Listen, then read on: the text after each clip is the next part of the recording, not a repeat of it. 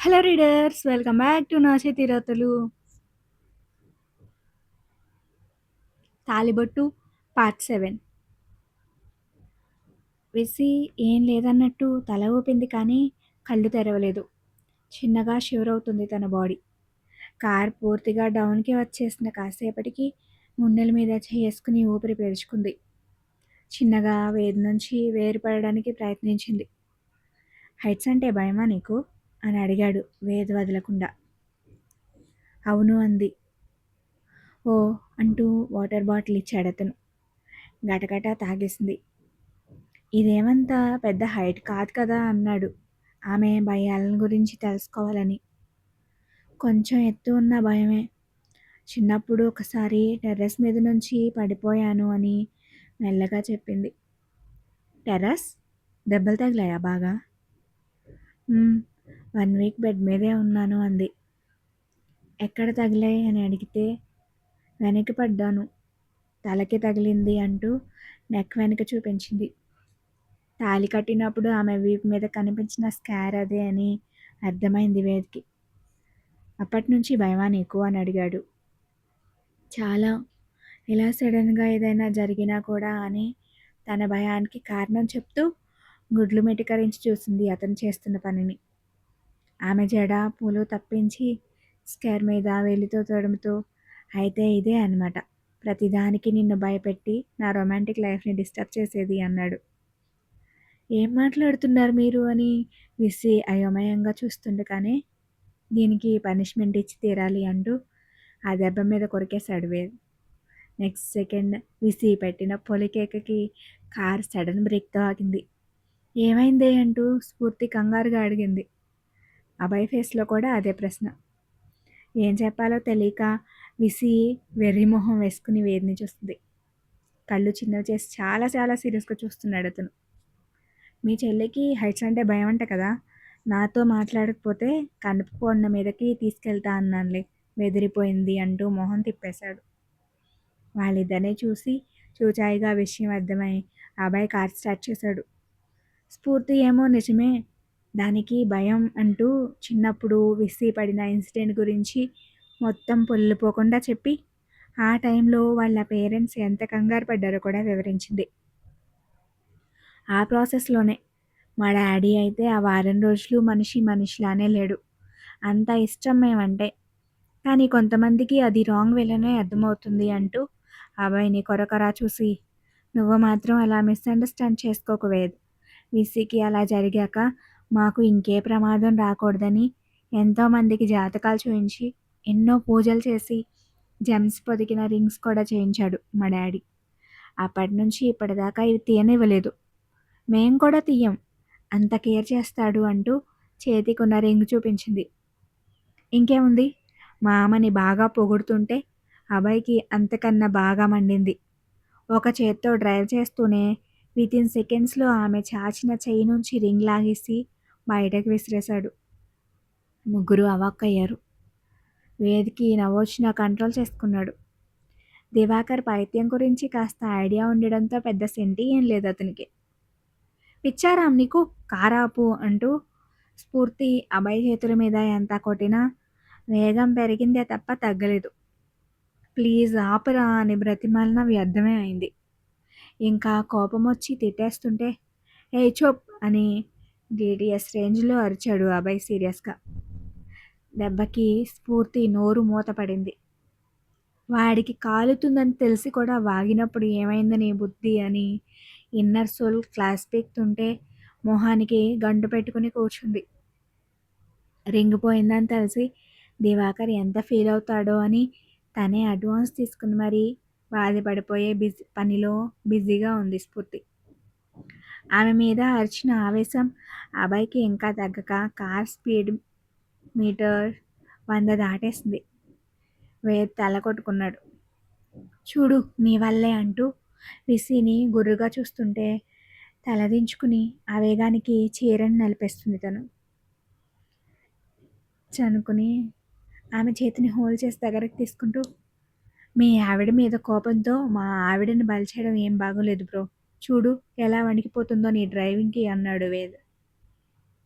అభయ్ విసీ కోసం ఆలోచించి ఒక 20 స్పీడ్ తగ్గించాడు. హమ్మయ్య అనుకుంది. వేద కూడా సైలెంట్గా ఉండడంతో మళ్ళీ నిద్రమత్తు ముంచుకొచ్చింది. నెమ్మదిగా అతని భుజాల మీద వాలిపోయింది విసి. చిన్న పిల్లల్ని తలపించే అమ్మమ్మ చూసి చిరునవ్వుతో చూస్తూ తను కూడా నిద్రలోకి చేరుకున్నాడు. స్ఫూర్తి కూడా ఏసీకి హాయిగా స్లీప్ వేసేసింది. ఎటూ నిద్రలేంది అభయ్కి మాత్రమే. రాత్రి కూడా మామ ఇంట్లోకి వెళ్ళడం ఇష్టం లేక తల్లిని అక్కడ వదలలేక రోడ్డు మీద జాగారం చేశాడు. అయినా అలుపు లేకుండా తొందరగా ఊరికి చేరుకోవాలని ఫాస్ట్గా వెళ్ళడానికి స్పీడ్ పెంచుతున్నాడు. మధ్యాహ్నం టైంకి దారిలో ఒక రెస్టారెంట్లో భోజనం చేసి మళ్ళీ స్టార్ట్ అయ్యారు. వేది డ్రైవ్ చేస్తాను అన్నా తన కార్ ఇంకొకరికి ఇవ్వడం ఇష్టం లేక అభయ్ వద్దనేశాడు. చాలా టఫ్ అంటూ భుజాలెగరేశాడు వేద్. విసిని విసిగొస్తూ బెదరకొడుతూ స్ఫూర్తితో సోది వేస్తూ టైంపాస్ చేసేసాడు. మెల్లగా సాయంత్రం కూడా దాటింది. అప్పటికే 13 గంటల ప్రయాణం పూర్తి చేశారు. ఇంకా 2 గంటల్లో వెళ్ళిపోతామనగా మొత్తం పల్లెటూరులే ఎదురయ్యాయి. ఆ రోజు వర్షం పడి రోడ్లు బురదతో నిండిపోయి చిత్తడిగా ఉన్నాయి. స్లో డ్రైవింగ్ చేయక తప్పలేదు. అది చాలదన్నట్టు తుస్మంటూ సడన్గా కారు ఆగిపోయింది. షిట్ అని స్టీరింగ్ మీద కొట్టి కారు దిగాడు అభయ్. రోడ్డంతా రాళ్లతో ఉండటంతో మరోసారి టైర్ తుస్మంది. స్టెప్నీ ఉన్న టైర్ బురద గుంటలో ఇరుక్కుపోయింది. చుట్టూరా కూడా అలాగే ఉంది. తీయడానికి ట్రై చేసిన ఈ టైంలో ఈ రోడ్లో కష్టం అనిపించింది. మరోపక్క చీకటి పడుతుంది. ఇంకా ఎంత దూరం వేయదు అని అడిగింది స్ఫూర్తి. మోస్ట్లీ 2 hours అన్నాడు. మీ ఇంటికి కాల్ చేసి వెహికల్ పంపమని చెప్పు అంది. కార్ అక్కడి నుంచి రావడానికి 2 గంటలు, ఇక్కడి నుంచి పోవడానికి 2. డబుల్ టైం పడుతుందని ఆమెని ఎగాదిగా చూశాడు అభయ్. Time waste. వేరే ట్రాన్స్పోర్ట్ ఏమి ఉండవా ఇక్కడ అని అడిగాడు వేద్ని. డైరెక్ట్ ఆర్టీసీ బస్సెస్ అన్నాడు. క్యాబ్ బుక్ చేద్దామంది స్ఫూర్తి.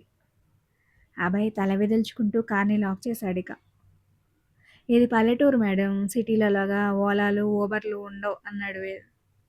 మరెలా అని మొహం వేలాడదీసింది నైట్ అయిపోతుంటే.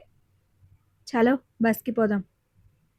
మీరిద్దరూ ఈ అవతారంలో పబ్లిక్ బస్సులో అవసరమా అన్నాడు వేద్. అభయ్ చిల్ బ్రో, కొత్తగా పెళ్ళయిందని బ్లెస్ చేస్తారు.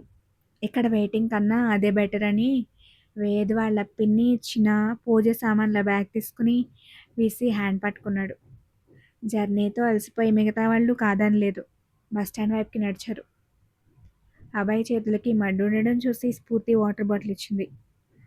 కారులో ఆవిడ గారి పొగడ్తల కార్యక్రమం భర్త గారు మర్చిపోలేదు. సో తీసుకోలేదు సరికదా, మొహం కూడా చూడలేదు.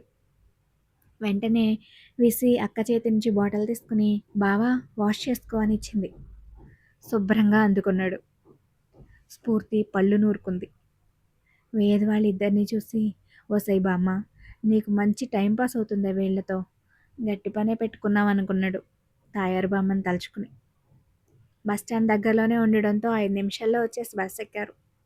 వాళ్ళ లక్కేమో బస్సు ఫుల్ రష్గా ఉంది. నలుగురు వెనక్కి వెళ్ళి నుంచున్నారు. కాసేపటికి లాస్ట్లో ఉండే 5 సీట్స్లో ఒక విండో సీట్ ఖాళీ అయింది. విసి నువ్వు కూర్చో అంది స్ఫూర్తి. అక్కడ అందరూ జెంట్సే ఉండడంతో ఊహు అంటూ తల అడ్డంగా ఊపేసింది తను. అభయ్ వేద్ని చూశాడు. ఆ చూపుకి అర్థం బాగానే బోధపడింది తోడల్లడికి. ఓకే అని భుజాలు స్ట్రక్ చేసి వెళ్ళి కూర్చుని విసిని ఒళ్ళో కూర్చోబెట్టుకున్నాడు.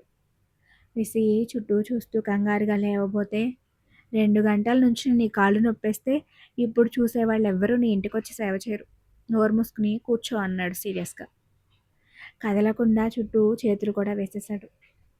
ఇంకేం చేయలేక ఉన్నది కూడా లాస్ట్లోనే కదా అని సర్ది చెప్పుకుని పూర్తిగా అతని వైపుకి తిరిగేసి కూర్చుంది విసి. నవ్వుకుంటూ ఆమెని మరింతగా పొదివి పట్టుకున్నాడు అతను. ప్రతిసారి వేద్ విసి మీద చూపిస్తున్న కేరింగ్ చూసి తన చెల్లి కాపురం అయినా సజావుగా సాగిపోతుందని తృప్తిపడింది స్ఫూర్తి. అభయ్ ఆమె వెనకే ఉన్నాడు. అభయ్ వెనకన అంటే వేద్ పక్కన కూర్చున్న 2 మగవాళ్ళు చాలా క్లాస్గా మంచి ఫార్మల్ డ్రెస్సింగ్లో డీసెంట్గా ఉన్నారు. కానీ వాళ్ళ కళ్ళు మాత్రం దొంగ చూపులు చూస్తున్నాయి. చేతిలో చిన్న బ్యాగ్‌ని జాగ్రత్తగా పట్టుకుని, తోడు దొంగల్లా ఒకరికొకరు సైగలు చేసుకుంటూ, ఎప్పుడు బస్ ఊరికి చేరుతుందా అని వెయిట్ చేస్తున్నారు.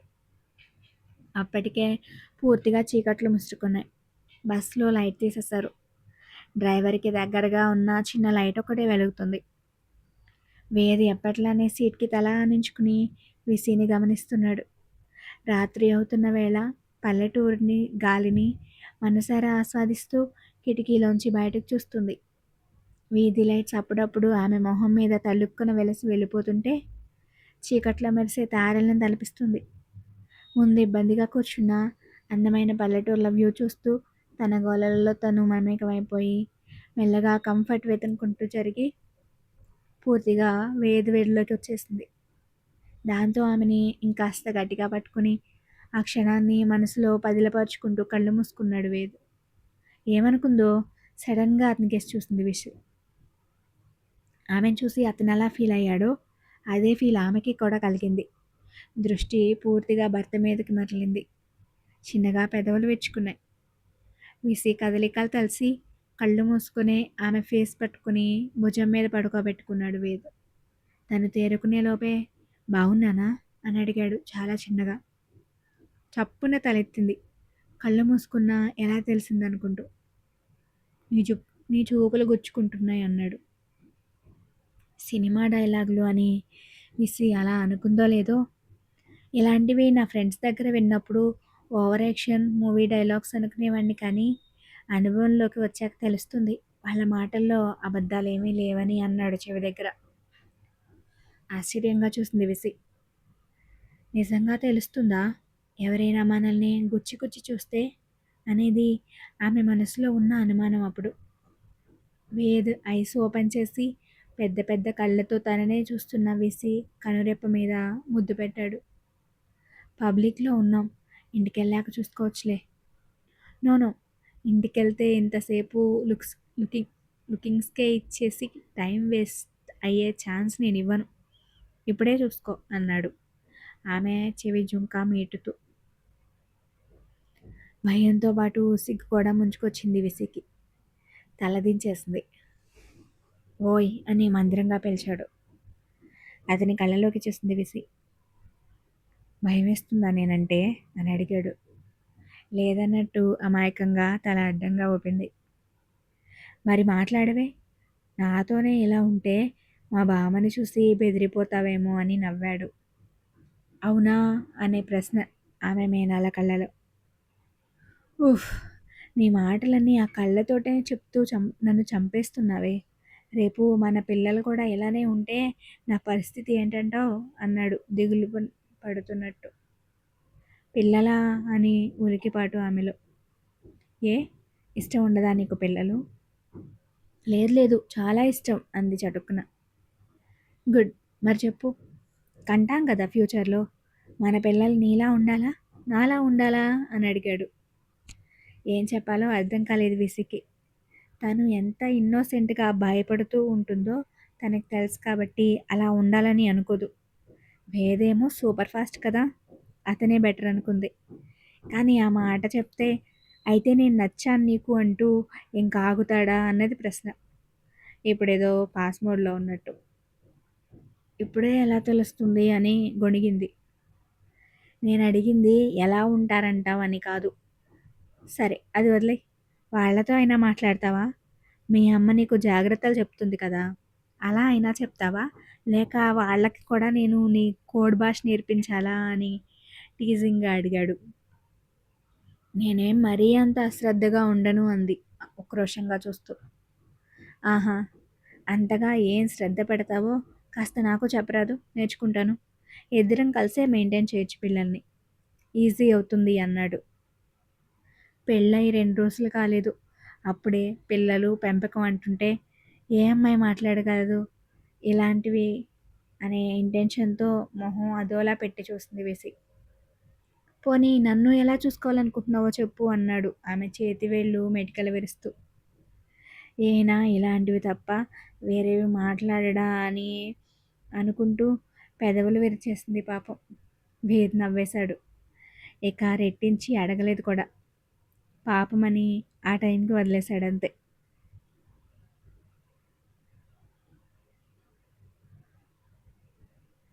Thank you for watching.